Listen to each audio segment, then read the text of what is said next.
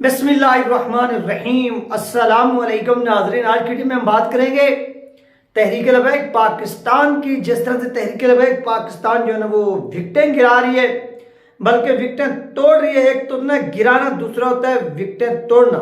तो यहाँ पर नाज़रीन एक बहुत बड़ी तहरीक लबैक पाकिस्तान के अंदर शख्सियत ने शमूलियत इख्तियार की है। इससे पहले भी तहरीक लबैक पाकिस्तान के साथ जो थे वो बहुत से लोग राब्ते में थे। वो आप लोग भी जानते हैं कि वो कौन से लोग थे और उन्होंने शमूलियत क्यों इख्तियार की तहरीक लबैक पाकिस्तान में, या क्यों करना चाहते हैं। वो आप जानते हैं कि इस वक्त तहरीक लबैक पाकिस्तान का जो ग्राफ है वो ऊपर ही जो है ना वो जा रहा है, और इस वजह से लोग जो है वो तहरीक लबैक पाकिस्तान में क्या होना चाहते हैं, शामिल होना चाहते हैं, और वो शामिल हो भी रहे हैं। वो आप सब लोगों की आंखों के सामने है। इसमें कोई शक नहीं है कि तहरीक लबैक पाकिस्तान जिस तरह से जदोजहद कर रही है, इनकी इस जदोजहद के ऊपर जितनी भी इनको खिराज तहसीन पेश किया जाए वो कम है। और इस तरह तहरीक लबैक पाकिस्तान के शुरा के अरकान जो है वो जिस तरह से मेहनत कर रहे हैं वो भी आप लोगों की आंखों के सामने। और कौम का जो एतमाद है वो सिर्फ और सिर्फ साहब से रिज साहब पर है, और इसके साथ साथ तहरीक लबैक पाकिस्तान के ऊपर है। और एक वीडियो जो है वो भी आप लोगों के सामने यहाँ पर प्ले की जाएगी। यहाँ पर तहरीक लबैक पाकिस्तान की मरकज़ी मजलिस शुरा के जो रुकन है रिजवान सैफी साहब, और इस्लामाबाद के जो है ना अहम तरीन अहदेदार भी, उनके वालिद साहब का जो है ना वो इंतकाल हुआ है। तो वहां पर भी जो तहरीक लबैक पाकिस्तान के नायब मरकजी अमीर है जिनका नाम है सैयद ज़ीरुद्दीन शाह साहब, उन्होंने भी वहां पर जाकर जो है ना वो फातिहा खानी की, वहां पर जाकर इजहार ताज़ियत किया। उनकी भी वो वीडियो सामने है। वो वीडियो यहाँ पर आप देख सकेंगे। दुआ है कि अल्लाह पाक लवाकिन को सब्र दे, रिजवान सैफी साहब को सब्र दे, और उनके वालिद को जन्नतुल फिरदौस में आला मकाम अता फरमाए। और दुख की इस घड़ी में उनके घर वालों को भी अल्लाह पाक सब्र दे।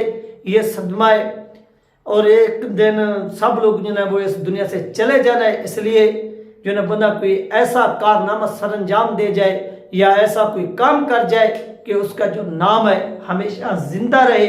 और इस तरह से रिजवान सैफी साहब का जो वालिद मोहतरम है उनका इंतकाल हुआ है। और इस पर नाज़रीन आप देखिए कि यहाँ पर जो बड़े बड़े लीडर होते हैं वो नहीं जाते अपने ओहदेदारों के इस दुख सुख में, वो बैठे रहते। लेकिन यहाँ पर आप देखिए कि इतनी बड़ी तहरीक का जो नायब अमीर है वो इतनी सर्दी के अंदर ठंडे मौसम में भी मुश्किल की इस घड़ी में वहां पर पहुंचता है और जाकर इजहार ताज़ियत करता है। यह चीज जो है वो देखने के काबिल होती है कि कौन किसके साथ मुखलिस है और मुश्किल वक्त में साथ है। तो आइए नाज़रीन सबसे पहले आपको वो वीडियो दिखाते हैं, फिर इसके ऊपर बाद में बात करते हैं। सबसे वाला हो आला हमारा नबी, क्या खबर कितने तारे खिले चुप गए, क्या खबर कितने तारे खिले चुप गए,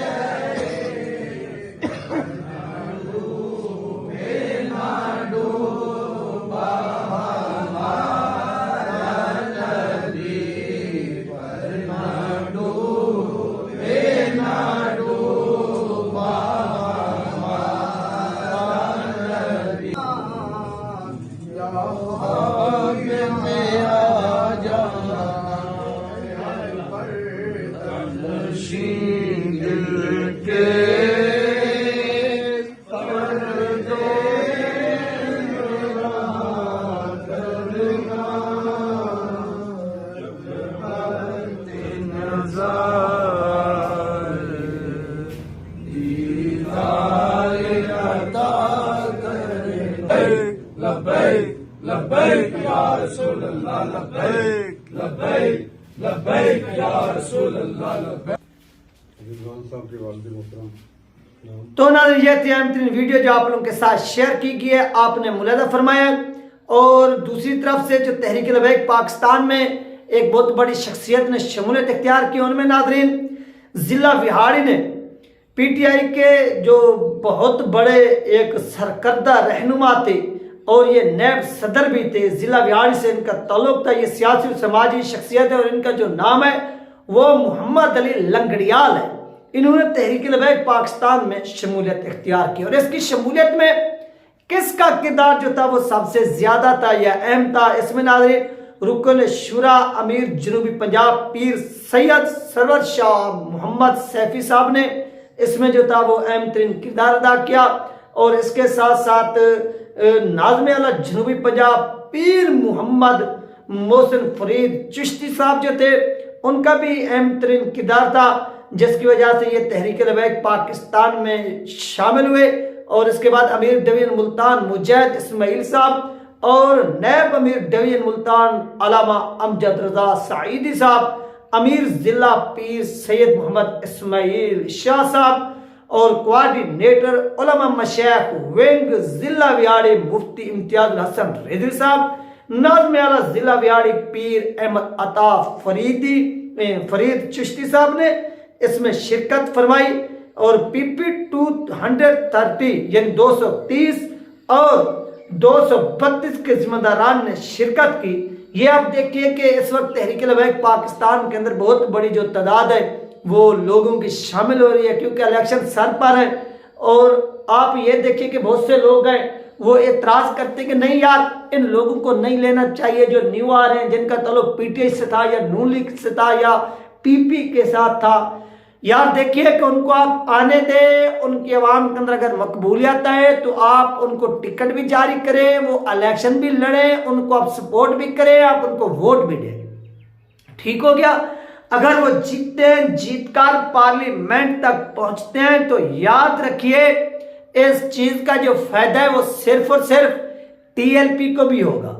अगर वो ये बहुत से लोगों के जहन में आता है कि वो बगावत करेंगे पार्लियामेंट तक पहुंचकर या ये करेंगे या वो करेंगे, तो उनके लिए ये मैं अहम तरीन बात करता चलूँ, अगर वो तहरीक लबैक पाकिस्तान के साथ इस तरह का कोई मामला करते हैं या करने की कोशिश करते हैं तो जहन में बिठा लीजिए कि इसमें उनका अपना ही क्या होगा, नुकसान होगा। अगर वो फर्ज करें कि किसी वोटिंग के अंदर या किसी बिल के अंदर या जब तहरीक लबैक पाकिस्तान अपना यानी PM या CM मुंतखब करती है तो वो वहां पर क्या करते हैं कि वो अपनी पार्टी को वोट देने की बजाय वो अपनी दूसरी यानी जो दूसरे मुखालिफ हैं यानी TLP के जो मुखालिफ हैं उनके हक में जाकर वो अगर वोट कास्ट कर देते हैं तो इससे क्या होगा, उनकी बुनियादी रुकनियत वहां पर भी मुअत्तल होगी, खत्म होगी और TLP से भी खत्म होगी। ये 1997